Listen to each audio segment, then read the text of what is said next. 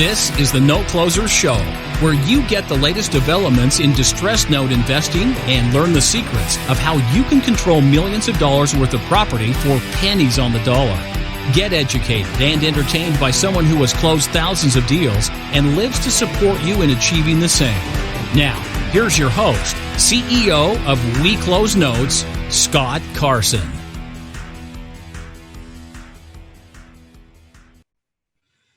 Good morning, good afternoon, good evening, everybody. Welcome to this episode of the Note Closer Show. As always, Scott Carson, excited to be here with you today. And joining us is our good buddy, Aaron Young. Joining us from somewhere on the Washington coast in a secret hideaway, I think. Right, Aaron? What's going on, brother? Oregon coast. Oregon coast. I'll get it right. Oregon coast, but farm in Washington, beach house in Oregon. And yeah, we come down usually for the month of July and stay here.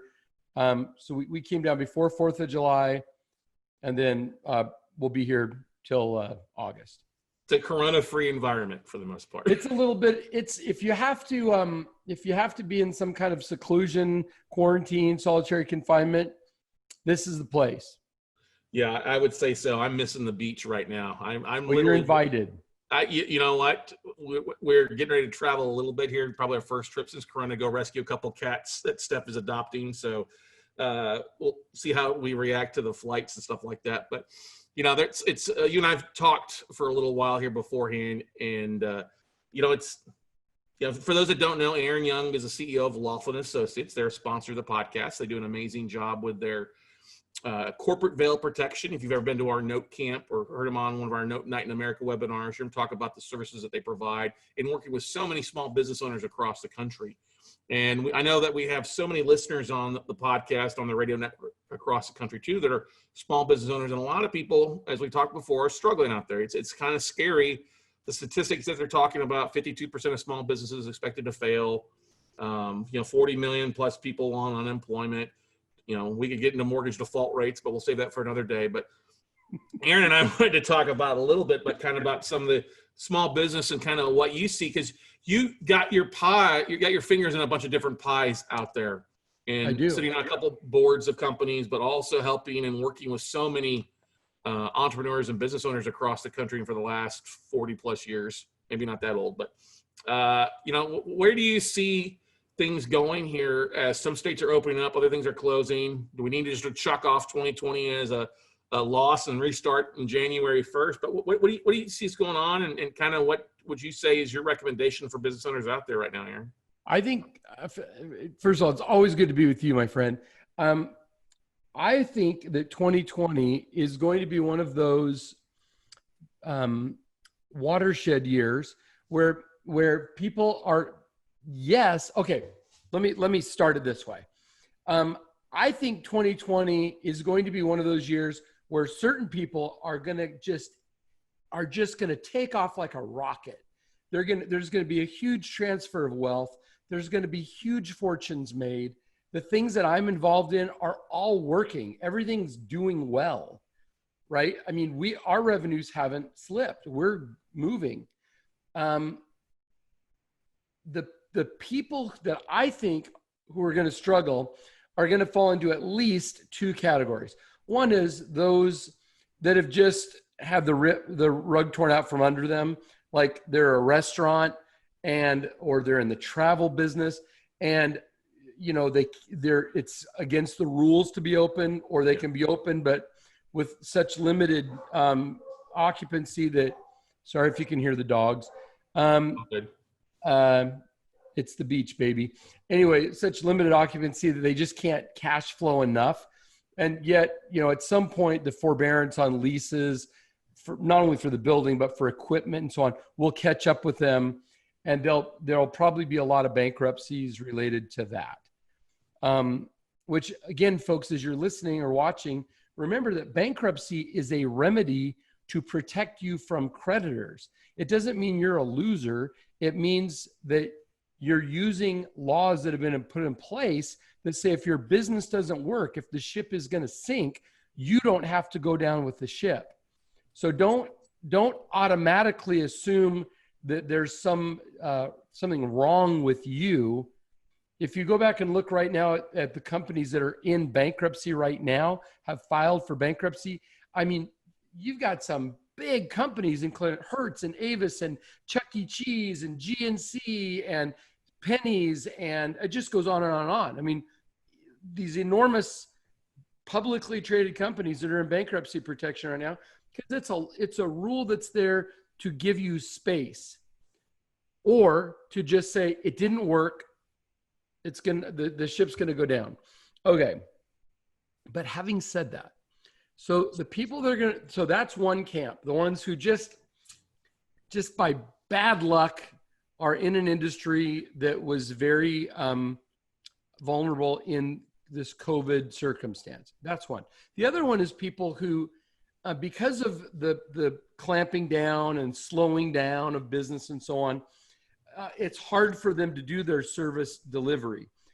And maybe they're scared. I know a lot of people who just, like, I had the dryer here at the house, the belt went out, and I was back in the city for a minute. So I called around, and there were a couple of repair people who said, oh, I'm not going anywhere during COVID. They're choosing isolation. I said, there's no one at the house right now. It doesn't matter. I'm not going. So that was a choice, right? Yeah. And then the third group is people that are just going, well, it's got to come back. I mean, they've got to reopen, and they're still looking backwards at what they were doing before in anticipation of going back to it. And I think that while there may be a slow return to normalization, I think the genie's out of the bottle now. Mm-hmm. There are things that have changed, and two things happen there. One is businesses figured out that they can do without some of these employees. Businesses have figured out that they don't need all this office space. Businesses have figured out they don't need whatever. And then the people, like, I got really obsessed for a while with collecting watches. And this is a $18,000 watch, and it's my daily driver, right? Now, there's something stupid about that, really. If you think about, don't, I'm not picking on myself. I'm wearing it. I'm just saying, it's a lot like that book or the movies, The Hunger Games, where the people in the Capitol, the ones who are striving for big stuff, had to become ridiculously caught up in every little fad, every little hairdo, every little jewelry, every little whatever. And COVID made us go, I don't think I really need that stuff. I'm going to wear my sweats every day or my shorts, right? So there's been this mental reset as well. So I think people that are sitting around on their thumbs waiting for the life to return to the way it used to be are the ones who are going to crash and burn the hardest. Flip side to that is the people that are awake, who are looking around and going, okay, well, I'll give you an example. I used restaurants a minute ago. So one of the guys in the inner circle, and you're one of the mentors for my group, the inner circle, one of the guys in the inner circle has a chain of Thai restaurants, and mostly in the greater Seattle area. And he said at our last inner circle gathering, which we had one even in COVID, he said, I was really worried because, restaurants have been shut down. Seattle was kind of the original outbreak. Yep. And still a kind of a hot spot. And he said, I'm closing down a few of the restaurants that had larger dining areas. And I'm reopening. I've leased new spaces that's just takeout. So I've gotten rid of all the seating. I've cut my footprint down, my expense down, and there's a bigger demand now for takeout than sit down and dine in. And I thought, and he said, by all early appearances, it's going to do really well. And I've reduced my income and I can still be in business. Or not my income, my outgo, my expense. So I thought, okay, so there's a guy who's not lost in the past. He's adjusting to the future. And I'm just going to say this. If you call yourself an entrepreneur, let me say it this way. There are people who learn how to play the piano. And then there's people who never even had a lesson and started figuring out because their brain worked a certain way. Or Billy Joel took lessons for 8 years That's it. 8 years. I think I took piano lessons for 8 years. I can't play chopsticks. Okay. Billy Joel took piano lessons for 8 years, and he's this great composer, awesome guy. He had a brain for it. So if you're a real entrepreneur, a legit entrepreneur, you can't help but see opportunity right now, because instability, volatility creates opportunities. So will you wring your hands and weep and moan for the past, or will you say, okay, I have a new set of criteria, a new set of ingredients here I have to deal with, or a new environment. What am I going to do? I just kind of went off on a big diatribe. I have lots more feelings and thoughts about that whole topic, and about where I think we're going as a country, and what I think we should be doing, and things we're doing right now, if you want to go through any of that. Let's do. I love it. I think we need to. We haven't done an episode like that in some time, and I think I think it'd be good for people out there. And so, what would you recommend? Or I'm opening it up. You take it wherever you want to go, Mr. Aaron Young. All right. Well, first thing is, this is a chance. Like everything's everything's up in the air right now, right? Everything's up for grabs. So as I said, we can look backwards, or we can say, okay, if I knew then what I know now, would I be in this business? Would I make these investments? How would I structure a deal? How could I reinvent my existing business or start something new based on everything I know?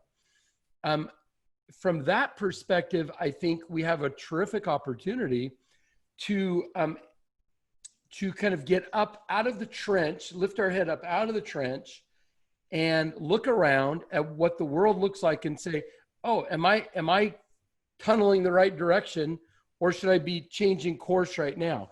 I think the people that take all their skills, or the way I describe it a lot of times in talks is I say, you have all these ingredients on the countertop. You've been making this kind of a sandwich, and it was working. You still have all the ingredients. So if the sandwich isn't selling anymore, what else can you make with this stuff? And quit worrying about the past, and just think about, I have knowledge, I have a database, I have maybe intellectual property, I have a following, I have the ability to do something, whether that's identify good deals, give talks, provide deliveries, do redecorate houses. Tell you what, there's going to be there's going to be a boom in inexpensive like home decor, or reorganizing with the stuff you already have, because people are spending more time at home. They're spending less money on restaurants and travel and superfluous stuff, watches, and they're going to want the place they have to sit around more often to be more desirable. Mm-hmm. I really believe that's going to be a place for. So that's what. The other thing is, I'm very bullish on where we're going right now. I'm super excited, actually. Everybody says, well, the race problems and the COVID problems and the government problems, and you could make an argument that those three are all different than the way they're presented to us in the media. Right. In any of those things. But I want to throw in something there. I think I know where you're going with that. But I think if all we do is focus on the problems, all we're going to find is problems. Yeah. And there's so many, they're different. Like you said, there's ways to pivot. There's ways to change. Look at what you have as intellectual property, what you have as your skills, and shifting them 90 degrees or 180 degrees in some cases to focus on the opportunities. Because if you focus on just what I've lost, you said this in the past, all of this past, I don't have this. You got to learn to pivot, because life is full of change. Death and taxes are the only two things, and certainty is the only thing we know that's going to change on a variety of bases, right? Well, that's right. So people, as you said, people are focused on, many people, not everyone, but many people are focused on the drama of the whole thing. They're worried, they're nervous. And my suggestion is, if you notice, the very best, the most captivating headlines in news are always playing up on something that's going on. You know, COVID death surge. This is why you should have more, fruit juice for breakfast, right? Race riots out of control, city out of control. 200% case increase in the county when it went from 1 to 2. Right. But I'm saying they're going to say something salacious, but what we can do is we can take what's topical and use that as the thing. You're great at this, but you're maybe the best person in my circle of friends at doing this. You've taken movie premieres and other things, Game of Thrones and Star Wars and all stuff, and made them into themes and into t-shirts and into, tchotchkes and stuff. You've really done a great job of taking things that are topical in the moment and using them to lure people in to hear your message. Well, everyone within the sound of my voice right now can do the same thing. Mm-hmm. And there's nothing crass about it. It's a matter of saying, hey, we're all in this thing. And here's the world-class problem: COVID-19, race relations, out of control government bickering, right? And you can say, here's this world-class problem, and I have a world-class solution to help you feel better during this time, right? You may not be able to solve the big problem, but I can help you as an individual feel better, do something, grow personally, whatever. We have that opportunity if we quit whining and crying and wringing our hands and going, oh, the media is giving us a gift, a Christmas gift here, or whatever. Maybe Christmas is politically incorrect now. But the point is some kind of a present, and we can use the present or we can ignore it. There's tremendous opportunity. Do you want to ask any questions or anything? I just feel like I'll keep going, but I feel like I'm pontificating. No, well, you're doing a little bit of that, but that's okay. I gave you the floor. I'm priming this because I love hearing this. I don't think enough people will say this. I think everybody's in today's world of backlash, and I know exactly. I'm one of the biggest guys to deal with this last year. I think a lot of people are scared to say the truth. They want to come back and shame people for voicing their opinions, because if it doesn't identify with 100%, you're offending somebody. And in today's world, most people have such thin skins to make it. And when you look at the government or the city officials saying, oh, you can't have more than 10 people together for a meeting of something positive, but you can have 100 people together to complain, that makes me want to switch my networking events from a meeting to a protest. Protest, exactly. Let's go have a protest, a Magnify Your Wealth protest. Right? Yeah, because then we can get 10,000 people to show up. Yeah. Remember, I live near Portland, Oregon.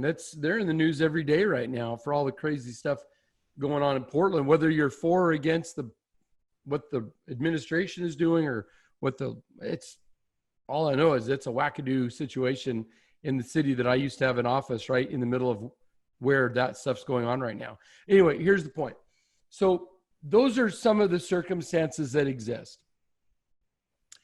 So your primary business, I mean, obviously you've doubled down on the podcasting stuff, but you've been so involved in the real estate industry, and in particular, this last 10 years of your career, whatever it's been, very focused on non-performing debt. Mm-hmm. Which means in boom times, when everybody's doing well, that's not as good a time to buy non-performing debt. That's correct. But the 2008 crash that affected so many people negatively was wealth gathering time for non-performing debt. Okay, so we're in a situation like that right now, and a lot of people don't know it. They suspect it. They feel that it's coming, but there's been enough government intervention for most people that even if they lost their job, they still had reasonably good unemployment. I mean, they got an extra $2,400 a month in addition to whatever the state gave them. They were able to get PPP. If you had employees, you could get PPP money. I mean, we've got a rental house over here we got idle money for. We got a loan to help us defer costs on keeping the rental going. Mm-hmm. I mean, so there's been a lot of help, but at some point the help's got to run out. because there is not, contrary to popular belief, there is not endless free cheese for people. And so at some point, the government's going to say, get tough, suck it up. You got to figure something out to do. Be grown-ups. Don't be part of the nanny state, And so what I think is going to happen, and what I'm betting on in a pretty big way. So, I have two things that I do, two main things that I do.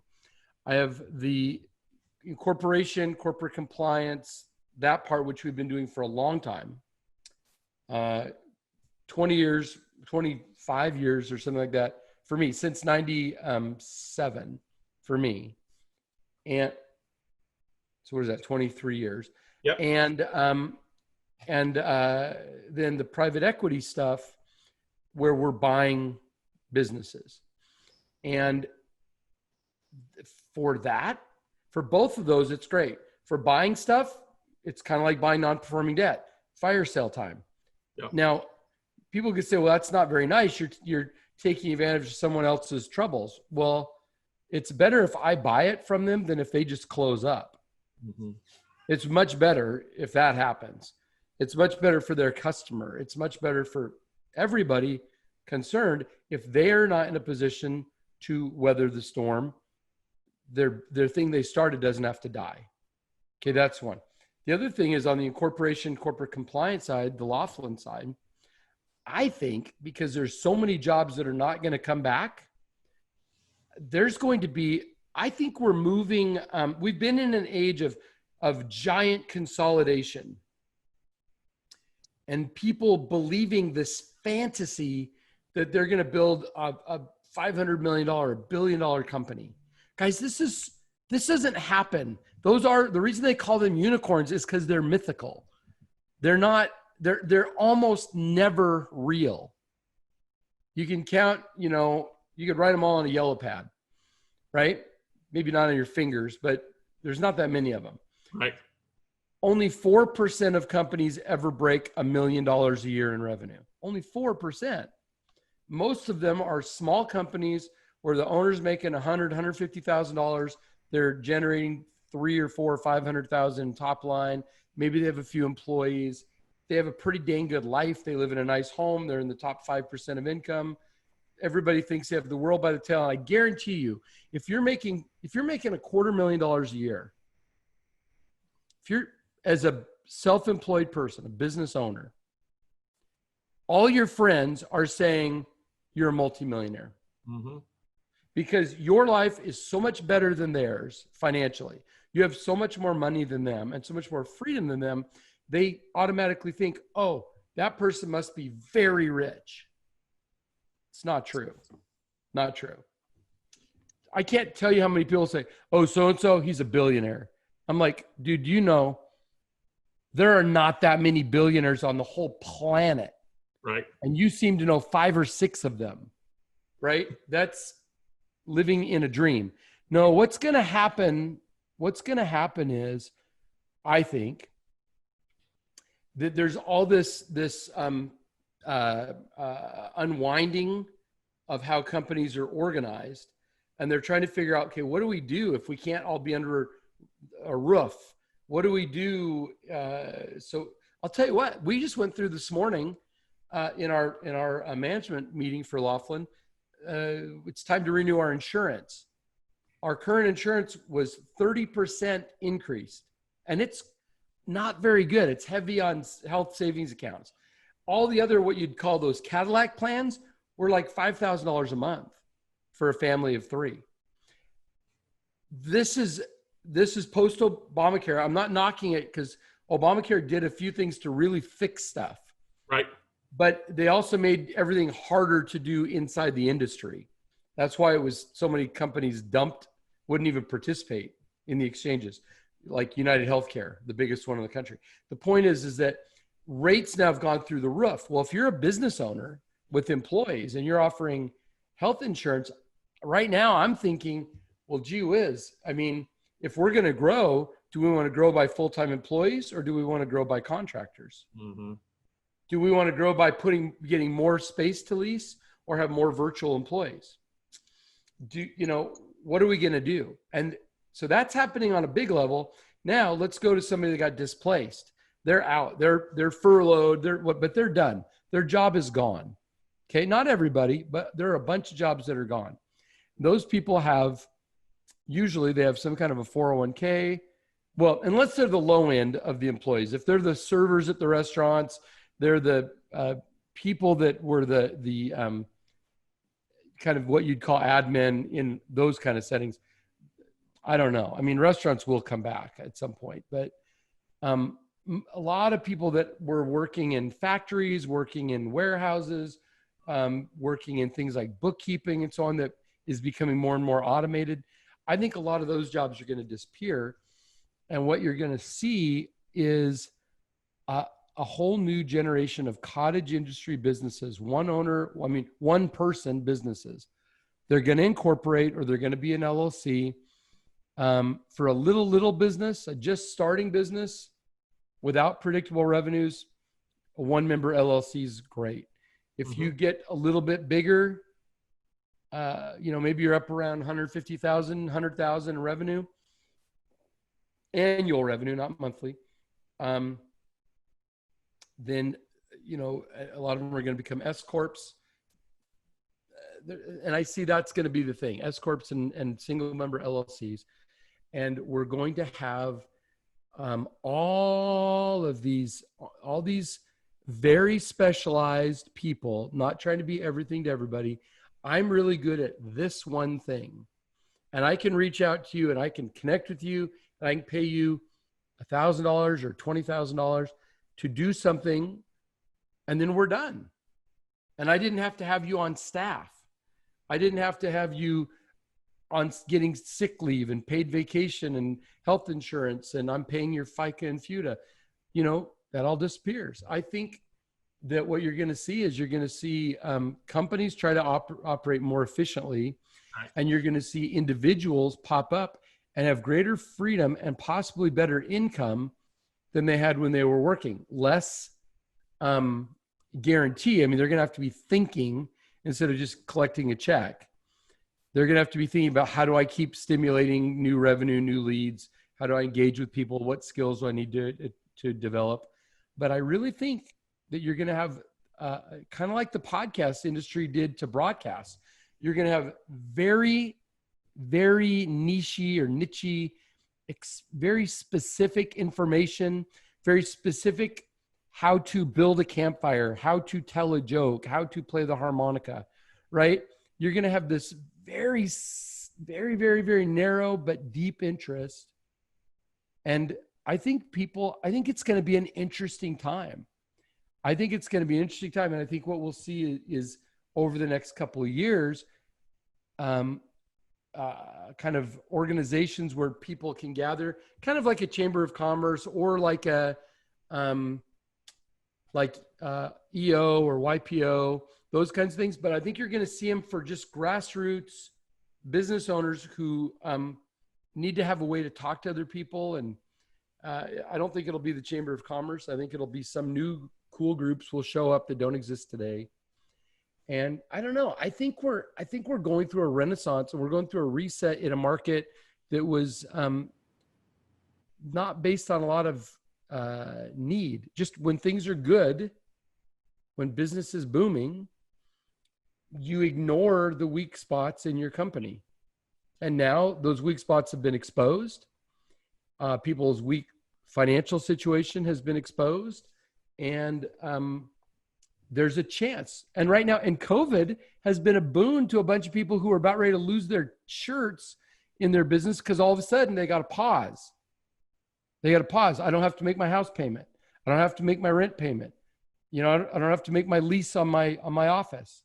Oh, they're going to send me some money. So, right, there's been this window for the last couple of months where hopefully people weren't just sitting around watching Netflix. They were actually thinking about what's next. Yeah. And people that do that are going to come out of this like superstars, and everybody else is going to go, what happened? How did I miss the boat? How did I miss the opportunity? Well, I think we've seen different revolutions. I think this is the virtual revolution. People having to work from home, people having to get online in a variety of fashions. We were talking before. I attended one of the largest, actually the world record virtual event this weekend with 30,000 plus people in 140 countries across the world. And it was all live. And it's, we've been doing virtual events for 5 years. You're going to do a virtual event. You're planning to do a live event with Magnify Your Wealth in October. In the fall. Yeah. The fall, but contingency for a virtual event just in case. But that's we did a virtual 2-day event. Oh, that's right. In May or June, not very long ago. It was in May. And then I've been doing the whole masterclass thing. And we're not getting enormous numbers, but we're getting, a couple hundred people to show up, 500 to 800 people signing up, and then people watching the replays. As a matter of fact, in this management call we had this morning, it was interesting to see that we tried something because of the need, because the live speaking opportunities have dwindled. So we said, well, let's try a master class. Everybody seems to be doing these master classes. So we did it. And I'll just give you the real numbers. Okay. So this was an experiment for us. So we only advertised to a list that was what we consider kind of our dead list, right? These are not clients. They're not people that are engaging with us. We thought if we get a bunch of unsubscribes from this list, it's okay. So we mailed to this list. By the way, we didn't get a lot of unsubscribes, which was interesting, but we had about 500 and change people enroll in a free 1-hour podcast or webinar thing. Mm-hmm. I gave them a ton of content. It was not 1 hour long sales pitch. I told them there would be an offer at the end in the beginning. I said, I'm going to give you tons of great content, and there's going to be some of you who want more, and there will be an easy way to get more. So we did that. So we had like 500 some people sign up, 175 people show up, 39 people bought the $97 course. That was right away. What's interesting is that even this morning, now this was a couple of weeks ago, this morning we had 2 new enrollments for the old thing that's already over with, so now we'll send them. They paid the $97. The replay. And now they'll get the replay. So I said, okay, so what does that mean? We offered them something that we normally charge $399 for, $400, which was what we call our snapshot, or we used to call blueprint. Snapshot for free, right? If you sign up for $97, you're going to get this 4-day course, which was jam-packed with good stuff. And it was 3 of the 4 hours was me teaching. From that, Scott, we have so far, beside the enrollment money, we've collected just in what people said, oh, I need that, or I'm curious about that.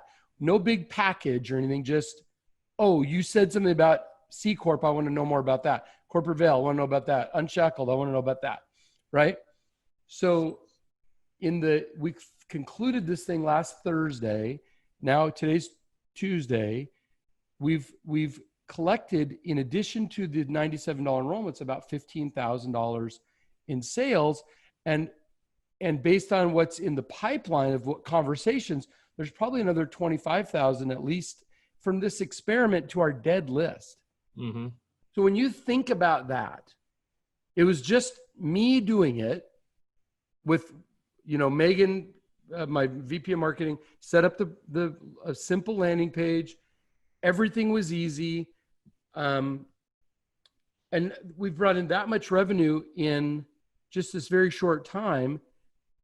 And we didn't try to pitch something that, oh, you need my special sauce.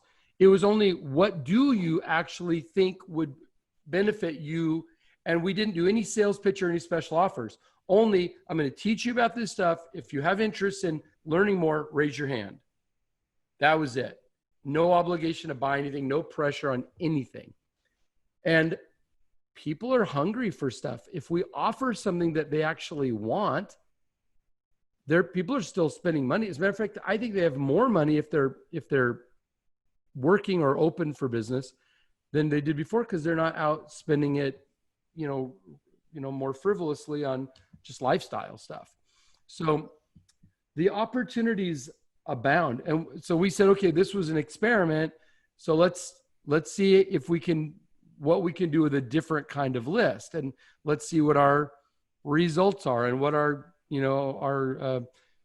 acquisition per client cost is and what our value per client is. And then we have no way of anticipating lifetime value yet from this because we don't know. But the point is, this is not super complicated stuff.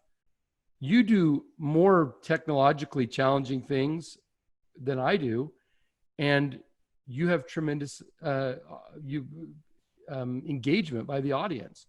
And so I'm just saying, we would not have done that if it hadn't been for COVID. Mm-hmm. Right?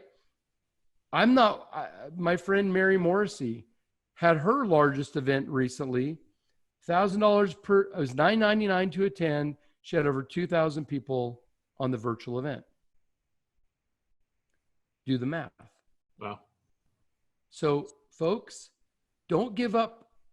Feel good. Feel great. Just say, what's on the countertop and what else can I make with the ingredients that's different than what I was doing before March?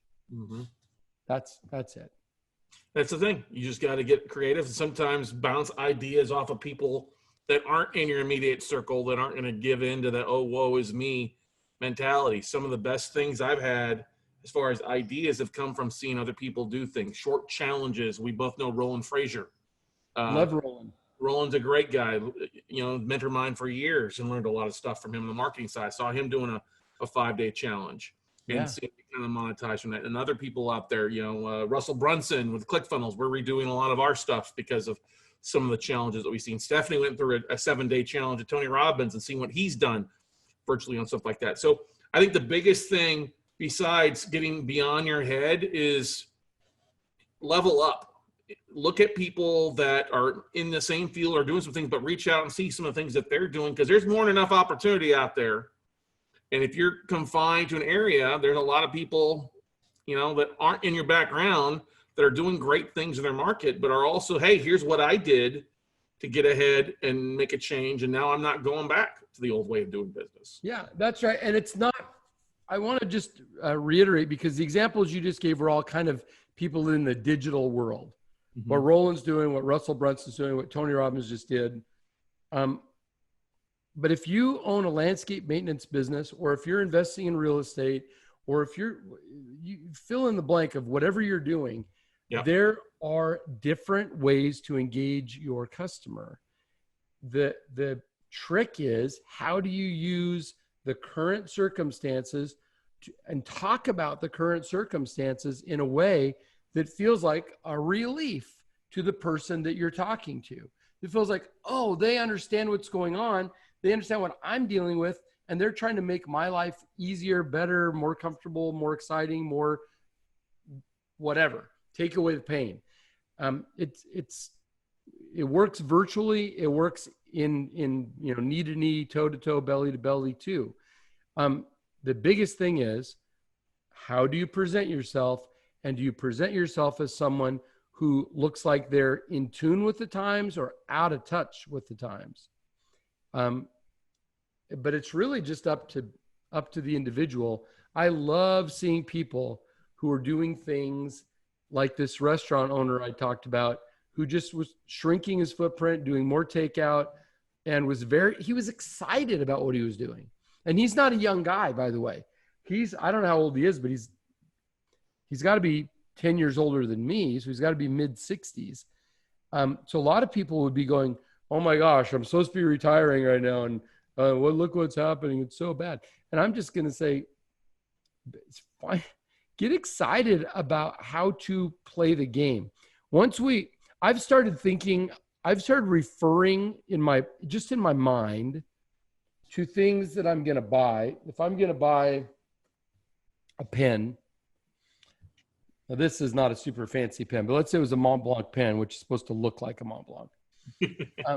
So let's say this pen was $250, right? I'm now, when I look at things, I'm thinking of I'm using the word credit instead of dollars in my mind. 250 credits, like I'm winning them in a game, like I'm playing pinball or Mario Kart or whatever, and I'm getting points, and I have this many credits up on the board that I can use to do stuff that I want to do. And it's funny, this is a game I'm playing with myself. When I think credits and think of it as a game, I get a lot less worried about any of the specific outcomes. It all becomes fun, because to me, it's like, how many credits can I get? What can I do to make this thing, how can I play off the bumpers and hit the little things so my credits go up? And then I have a choice to go buy whatever, to buy nothing, put it in the bank, to buy real estate and, and invest in notes or any other kind of real estate, or to go out and go to Disney World while there's hardly anybody there. By the way, I can't believe you guys haven't gone there yet. I'm blown away by that. It barely just reopened. We got a friend who's actually working. She works there, and she got called back in to work recently, and it's an interesting time frame out there. It's pretty vacant. We'll probably hit there before even if we're confined. I was talking to our good buddy Merrill Chandler yesterday a little bit, saying, hey, we're going to have to do something to get the heck out of this bubble. Getting down to Disney and getting everybody together just to spend a little bit of time just to kind of some sort of normality. If the lines are half as long, great, because everybody's scared. We'll just take a lot of vitamin C and go. Well, I've seen the pictures. There are not many people there. Yeah. But going, this is another COVID benefit. Now, people might go, oh, first world, issues, right? Not problems, issues. So Michelle and I, my wife, Michelle, we were, I just want to make sure they know Michelle's my wife, 33 years. And I had some horses that I'd purchased in the South, and I live in Washington State. So what do? We went and hooked the trailer up to the truck and drove 2,400 miles to southern Alabama, almost to the panhandle of Florida, picked up 2 horses, went up to Kentucky, picked up 2 more, and drove back. We covered 16 states. We ate mostly out of the trailer. We have a little, kind of a little camping trailer, sort of a living quarters, they call it. But I don't know. We went, we wore masks when we went inside a store, but you don't have to hide. You just have to be smart. And then I flew to Scottsdale for a board meeting, and I went down to San Diego and did an inner circle mastermind. So, and people showed up. So we want to be careful. We want to be wise, but I think we should be super careful with our health. I really believe that. Yeah. And I think we need to figure out a way to accept and acknowledge there is a virus going on. There are people who have died from it. No. It's a lot of people if you were to put them in a room or put them in a stadium, but compared to 325 million people, it's a little teeny tiny drip. Now tell that to their family members, right? Or their friends. Sucks. Horrible. But I'm saying we need to keep some balance. The other thing I just read, a lot of the COVID testing they're doing for COVID-19, they're finding people that have SARS, but we're not hearing much about it. Yeah. And we haven't been hearing about it since we were talking about it 4 or 5 or 6 years ago, because everybody found out that mostly you'd be okay. Yeah. And that's what's going to happen here. This has become a big issue, and everybody's jumped on the bandwagon of it. And I think we should wear masks. I think people that are not wearing masks in public are thoughtless and a little mean, actually. I don't like wearing a mask. I don't like it at all. But if I can make a tiny difference, I'm going to do it. Not because I should have freedom to not. It's the same reason I've seen this over and over. It's the same reason we wear seatbelts. And I don't know who else. Maybe I've heard people talk about that on TV. But a buddy of mine never wears a seatbelt. He's disconnected a little ding, ding, ding in his trucks, right? I hope he never has an accident. Yeah. Right? I hope it never happens to him, but I'm going to wear my seatbelt. Not because I'm afraid, but because I know I can't control everything around me. And I don't want to smash my face into the windshield. Just like I don't want to give somebody, if I have the virus, I don't want to pass it on to them. And I want to just set an example that says I'm playing along. Mm-hmm. I'm going to do all that, but I'm still going to get on an airplane, which I've done. I'm still going to drive across the country, which I've done. I'm still going to sit down with my clients, which I've done. I'm buying real estate right now. I'm not afraid of that. We're doubling down on marketing. Have you talked on your show about Post and Kellogg's? No, I have not. In the Depression of started in 1929. Post cereal, remember Post Toasties and all this, was the juggernaut leader in the cereal world. Mm-hmm. Kellogg's was second. It was like McDonald's and Wendy's, right? But there's no comparison of McDonald's and Wendy's, right? In that depression, Post started to accumulate cash, hunker down, slow down on marketing in order to weather the storm. Kellogg's doubled down, dramatically increased their advertising, and went headlong into the depression and exploded in the 1930s. And here we are 90 years later. Is that right? Yeah. 90 years later. And Post has never caught up with Kellogg's. Yep. So you can stay home. I mean, if you don't need to go, don't go. But if you have things to do, I say go do them and use precautions. Yep. Take your hand sanitizer, wash your hands, wear your mask. Don't hug and kiss everybody. Do the elbow. We don't need to be shaking hands and hugging everybody for a while until we understand what's really going on. But don't let what's on CNN and Fox stop you from doing things any more than believing that there's terrible race relations. I have all kinds of friends who are Black, and we have no problem with this stuff. This is an issue that needs to be dealt with, the race stuff, but it's been politicized and hijacked by other crazy people who want to create problems. Yep. I'm off on my soapbox again. End of the day is opportunities abound. Don't miss the opportunity train. Don't miss it because you're so busy wishing it was the way it was, at Christmas time. Yep. It's not. It is not that way now. So get over it. Get over it and get on with it and make some money and have some life and feel excited. Get passionate about the reinvention of your life and have a great time with it. I think this is one of the most exciting times of my career. I've been employing people for 37 years since I was 19. I've had employees on payroll. This is the most exciting opportunity of my career. Other people are saying, oh, it's the end of everything we love. I'm saying this is the time you go buy stuff, because believe me, it's going to come back. Yeah. It may be 18 months, maybe 24 months, but it's not over by a long shot. And it doesn't matter who the president is. Correct. It doesn't matter how many people are protesting in your city. It doesn't matter if we have to wear masks. None of that matters. Those are just conditions to consider as you, with your entrepreneurial brain, figure out solutions to problems. That's right. Love it.